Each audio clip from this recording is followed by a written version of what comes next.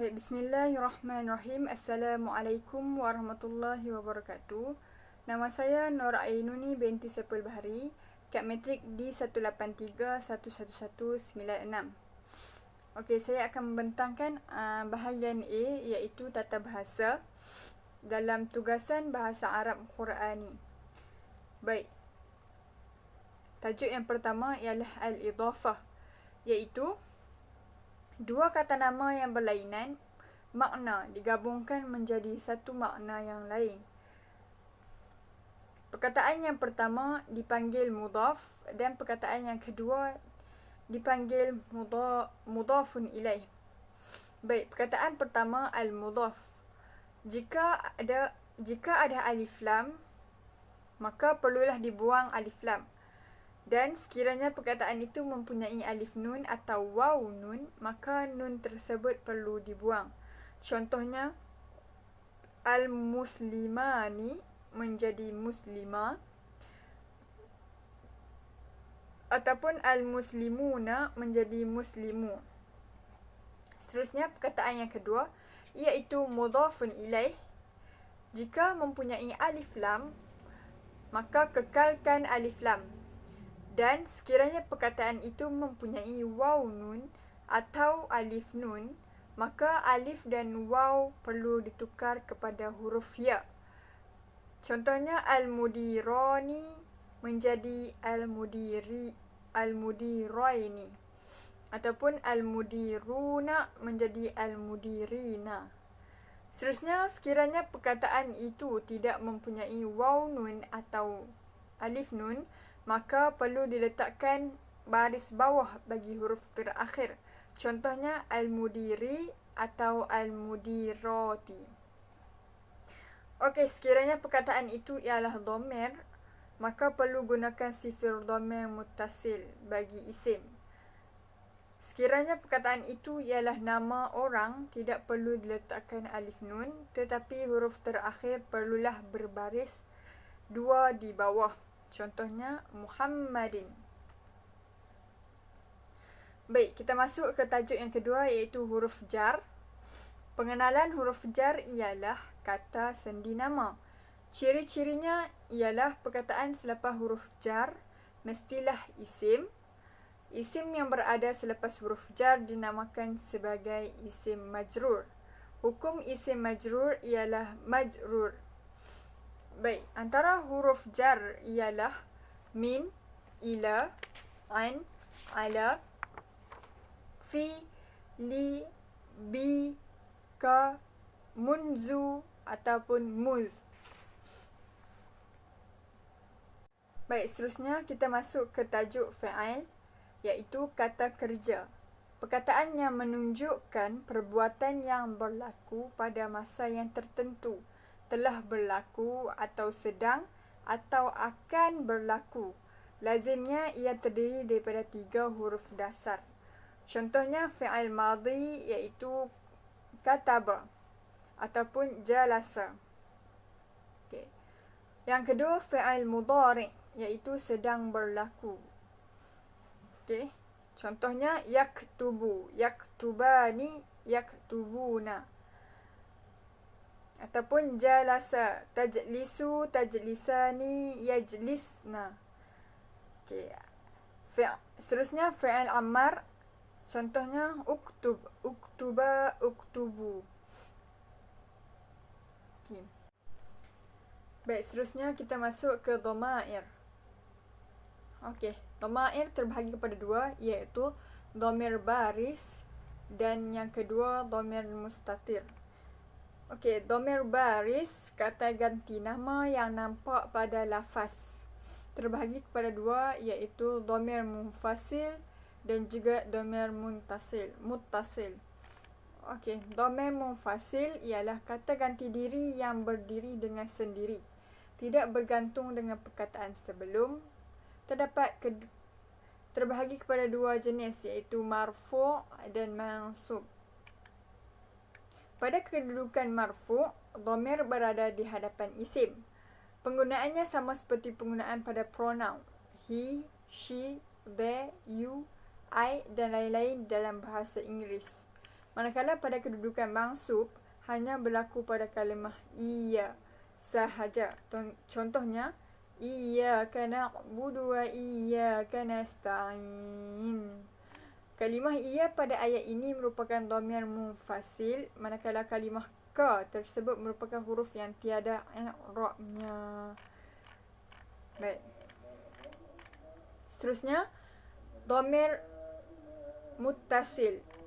Dhamir muttasil ialah kata ganti diri yang bersambung atau terikat dengan perkataan sebelumnya. Boleh berlaku pada kata kerja, fa'il, kata nama, isim dan huruf, iaitu harf. Terdapat 4 jenis, iaitu fi fi'il, ba'dal fi'il, ba'dal isim dan juga ba'dal huruf.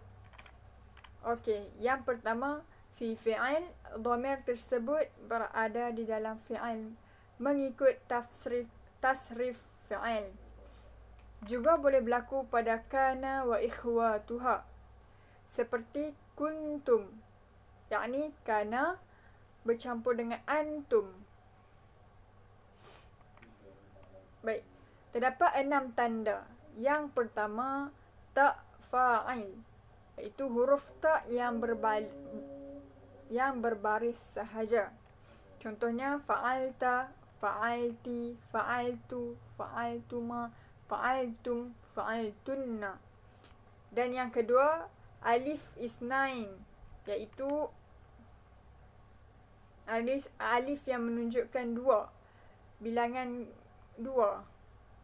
Contohnya fa'ala, fa'alata, yaf'alani, taf'alani ataupun if'ala. Seterusnya, waw jama'ah, iaitu waw yang menunjukkan jamak. Contohnya fa'alu, yaf'aluna, taf'aluna ataupun if'alu. Baik, seterusnya nun niswah, iaitu nun yang menunjukkan perempuan, jamak perempuan. Contohnya fa'alna, yaf'alna, taf'alna, if'alna. Seterusnya ya muqattab. Contohnya taf'alina, if'ali. Yang seterusnya na, iaitu nahnu. Contohnya fa'alna. Okey, seterusnya ba'dal isim. Jika berada selepas isim, kelebihannya berkaitan dengan dhamir kepunyaan. Penggunaannya sama seperti penggunaan pada pronoun his, her, their, your, my dan lain-lain di dalam bahasa Inggeris. Sebelum dhamir ialah isim. Okey. Seterusnya, ba'dal fi'il. Jika berada selepas fi'il, kebiasaannya berada pada kedudukan maf'ulun bih. Contoh, qala ta'ala rabbana la tuzigh qulubana ba'da is hadaitana. Artinya, wahai Tuhan kami, janganlah engkau pesongkan hati kami setelah engkau memberi petunjuk kepada kami. Okey, hadaitana, perkataannya ialah hadaita. Tetapi non di belakang ini adalah nahnu, menunjukkan kami, iaitu mangsa, maf'ulun bih, nahnu. Baik, seterusnya ba'dal huruf. Berada selepas huruf, kebiasaannya berada selepas huruf jar.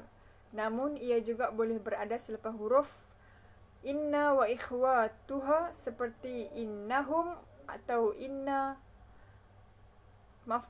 seperti innahum, iaitu inna tambah hum. Contohnya qala ta'ala ghairil maghdubi 'alaihim waladdallin, ataupun huraian dia alaihim, iaitu ala tambah him, iaitu dhamir ba'dal huruf jar, ala. Okey. Baik, seterusnya kita masuk ke dhamir mustatir. Okey, kata ganti diri yang tidak nampak pada lafaz, ianya hanya berlaku pada fi'il sahaja. Dengan kata lain, baki tasrif yang tidak dinyatakan pada dhamir muttasil merupakan tasrif fi'al dhamir mustatir. Contoh baki tasrif itu ialah fa'ala, fa'alta, yaf'alu, taf'alu, af'alu, naf'alu dengan if'al. Okey. Baik, seterusnya kita masuk ke tajuk adawatul istifham, iaitu merupakan kata tanya terbahagi kepada dua jenis, iaitu huruful istifham dan asmaul istifham. Baik, huruful istifham ada dua huruf, iaitu a ataupun hal, iaitu kedua-duanya bermaksud adakah. Dan yang kedua asmaul istifham.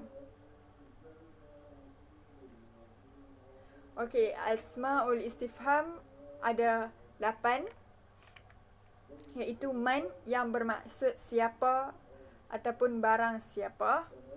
Yang kedua ma, apakah atau apa. Yang ketiga mata, bilakah. Yang keempat aina, di manakah atau ke manakah.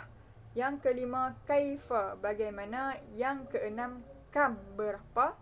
Ayu, yang mana satu. Dan yang terakhir maza, apakah. Okey. Seterusnya kita masuk ke adawatun nafi.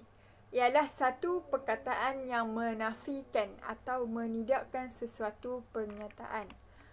Okey. Antara adawatun nafi ialah la nafiyah. Seterusnya lam, lamma, lan, laisa, laisat dan ma. Okey. Peringatan, berhati-hati pada kalimah la dan ma kerana terdapat dua jenis, iaitu ma istifham, apa. Yang kedua ma nafiyah ialah tiada, bukan. Okey. La nahiyah, mencegah dan jangan.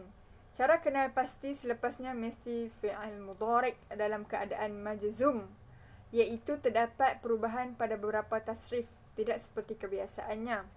Antaranya diakhiri dengan sukun, yaf'al, dibuang nun, yaf'ala, dibuang nun, yaf'alu, dibuang nun, taf'ali. La nafiyah, tidak atau tiada, selepasnya fi'al mudhari' dalam keadaan marfu', iaitu keadaan tasrif seperti biasa. Contohnya yaf'alu, yaf'alani, yaf'aluna. Baik, itu saja daripada saya. Sekian, terima kasih.